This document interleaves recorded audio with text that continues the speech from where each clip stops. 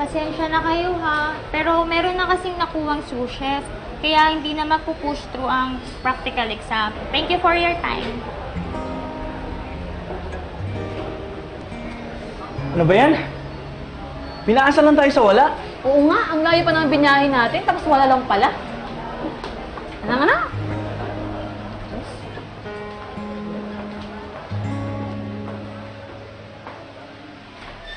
Pare, ikaw nang bahala dito sa anak ko, ha? Gusto kong gawin mo siyang protege mo. Huwag ka mag-alala. Tuturuan ko yan ng gusto para maging ready siya sa restaurant mo. Thank you.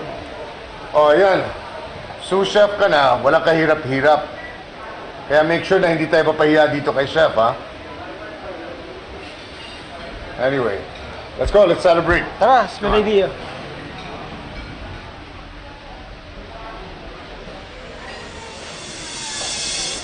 Jegs? Jegs, sandali lang, Jegs. Hindi ako yung nag-set up sa Papa. Alam mo naman siguro na matagal ko ng pangarap to, di ba? Parang wala tayong pinagsamahan yan. Pero sa bagay. Assistant mo nga lang pala ako, no? Pero hindi yun eh. Wala akong alam. Anong gagawin ko rin na hindi nga marunong magluto, di ba? Siguro, problema mo na yun. Jegs! Jegs!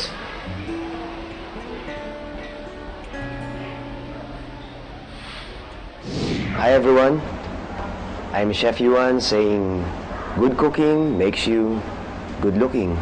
Yan ay kung talagang marunong ka magluto. Lahat ng ito, this is all a big lie.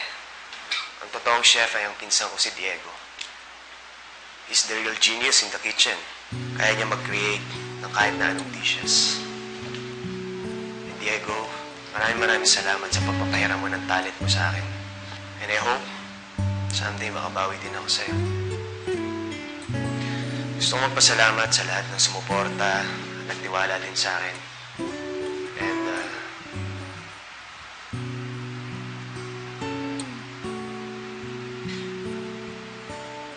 I'm so sorry. Sinaktan kita. I'm sorry. For now, I'm Yuan, signing off.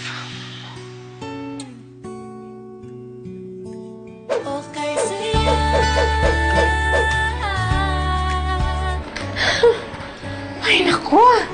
Talagang hit na hit yung bago nating cupcake! Siguradong... Uy, Chris? Bakit, ha? Si Yuan pa rin ba iniiyakan mo?